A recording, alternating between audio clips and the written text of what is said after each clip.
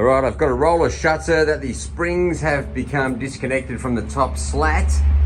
I thought this would be a good opportunity to see how the roller shutter works without the cover on. So every single spring has become detached from the top slat, and that's most likely caused because this top slat here doesn't want to bend forwards. Somehow it's got jammed, and it has done a small bit of damage to the top slat there, and all the springs have pulled themselves off. These ones look okay, so I'm not sure why they have pulled off. It may have opened up a bit. But you can see by the shape of that shutter there, it's supposed to curve around this way. All right, let's operate the shutter. This one's got a key operation. So we turn the key to the right for it to go up, left to go down. Let's give it an operation. It's a bit noisy here. We'll see how it works with the springs detached from the top slat.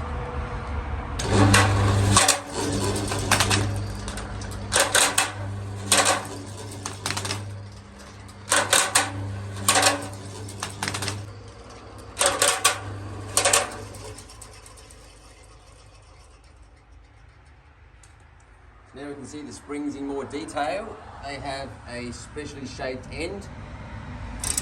The springs themselves, they don't look too bad. It's a spring steel, fairly tough. So we'll probably have to disconnect the springs from the axle, slide them back onto the repaired slat, and then re-rivet them back into the axle. This is quite an old shutter. Let's pop it up again. We'll go down.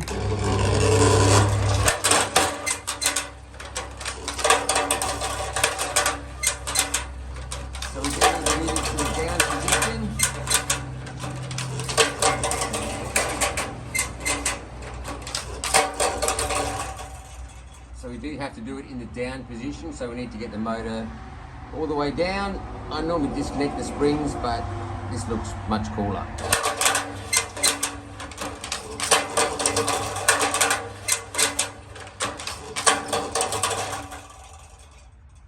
All right, that's the maximum down position. So let's get those springs off, attach them back to the repaired slat, and put it back in operation.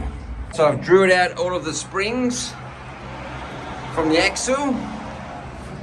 They're just sitting right here.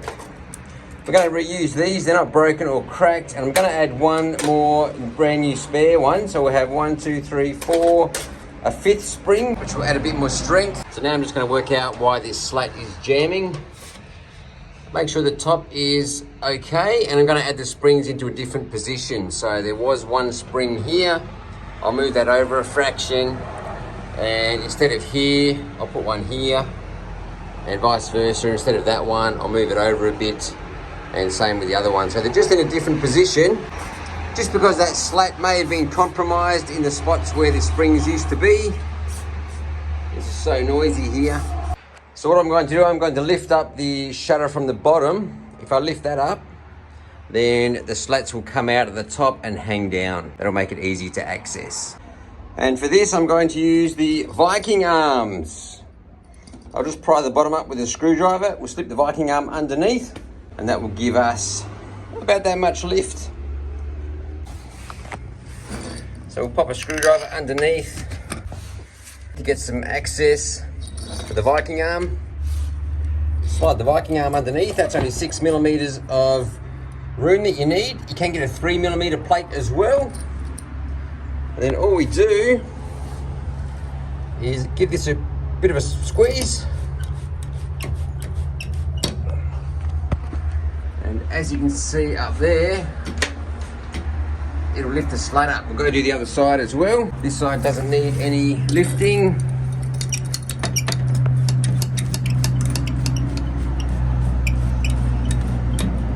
Alright, that's the maximum before it's getting twisted.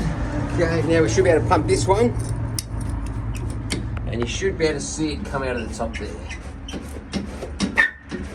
There it comes. We'll just ease that over.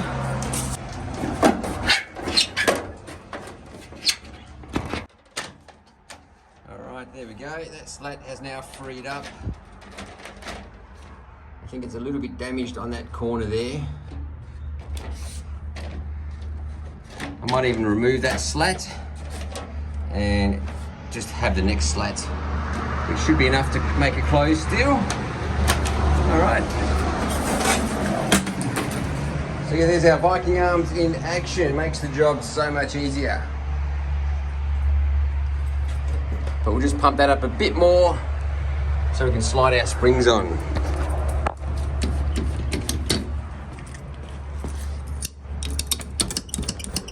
Go to the maximum height there. Hopefully, yep, that will give us enough room to slide our springs over the end there. Okay, so I've just removed the topmost slat. There's plenty in there to gain enough height still. That's the old one down there. There's not enough room to slide it out between the wall, so I've just given it a few bends to get it out there. And this top slat is the other culprit as well. It has bent out a small portion, but there's no major damage along that lip there. That's half the reason why it's not bending over. Okay, let's slide our springs in.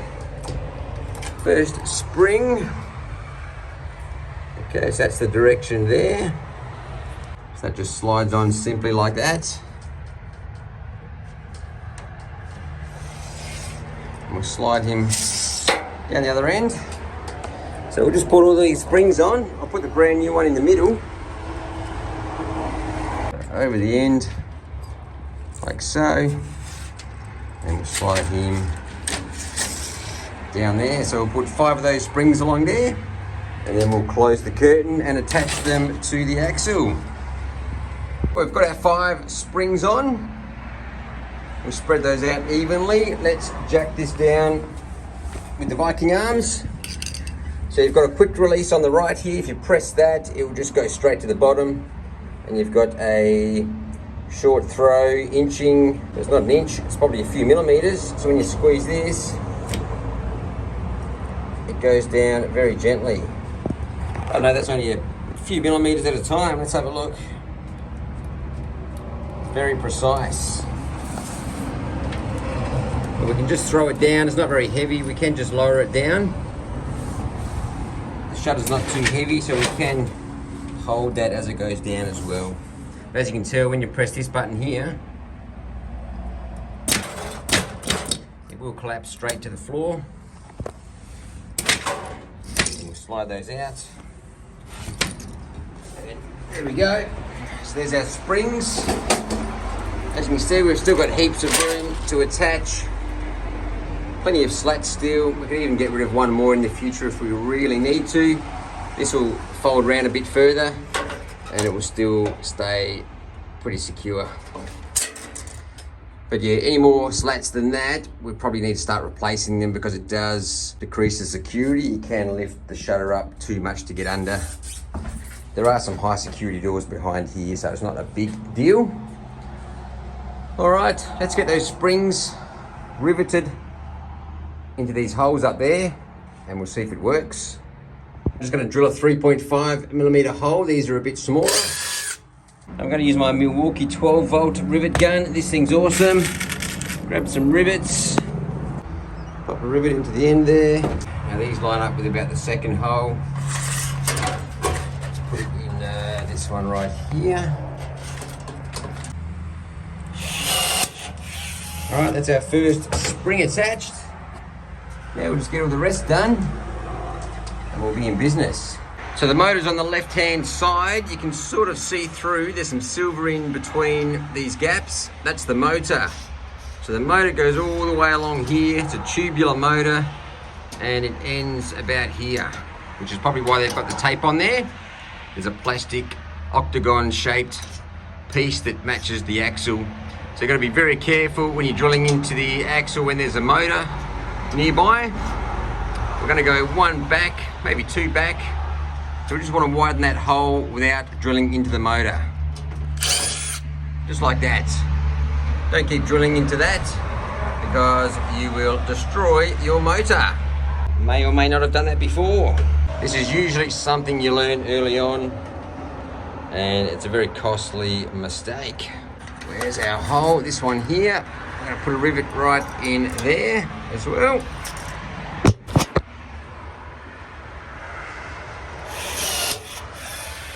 Now we've got all our springs in. 1, 2, 3, 4, 5. Let's activate the shutter and see if it now opens. So we want to go up. Actually, we'll go all the way down first. See if it closes. There we go. All the way closed. And now let's go up. Are we going to have any action? There we go.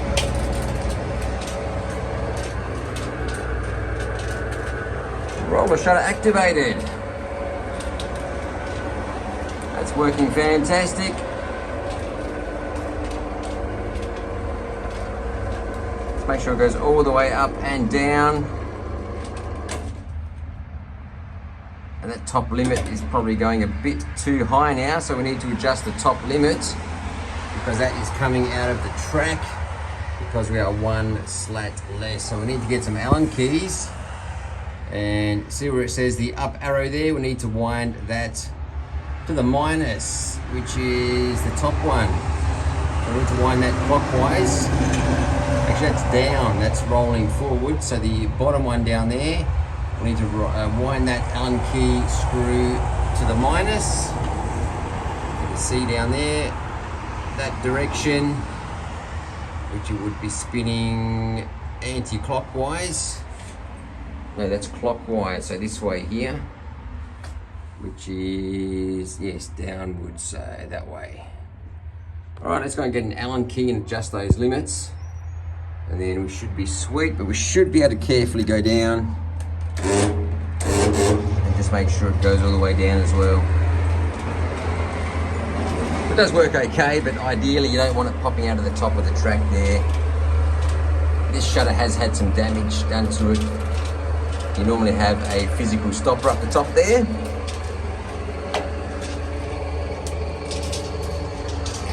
But being a public premises, you do get some vandalisation happening. All right, that closes perfectly, so we'll just have to adjust the top limit. I'm going to get an Allen key now, and there we go. So that is add travel, and the other way is minus travel. So we need to wind this one anti-clockwise to get less open travel. I've got some Allen keys. Let's try and find the correct size. I reckon it would be probably the 4mm one, I reckon. See if that fits in the hole there. Well, it does have a flathead adapter inside there as well. Didn't notice that on these ones. See if that one turns good. So the bottom one, anti-clockwise, a couple of turns.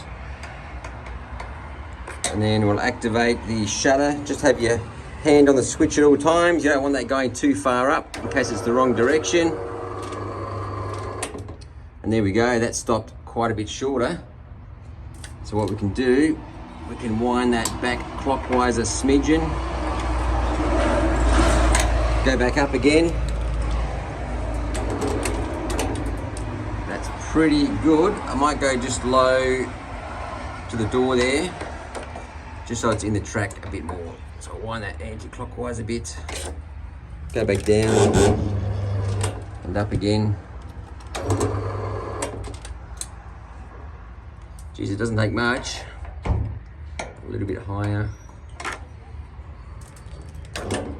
Yeah, perfect. Should be able to open those doors, no problem. Maybe just a smidge more.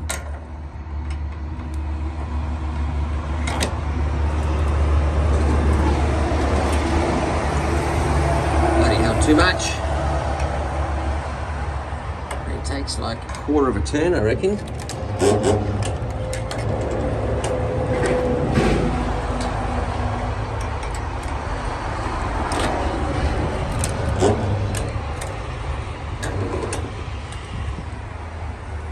Geez, these things are very finicky.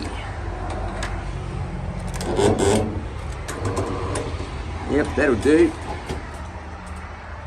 reckon that can open that door. All right. All we have to do is put that cover back on now. And that's it. Roller shutter fixed. With some rivets, a drill, Viking arms, and an Allen key. Beauty. I'm that roller door bloke. Thanks for watching.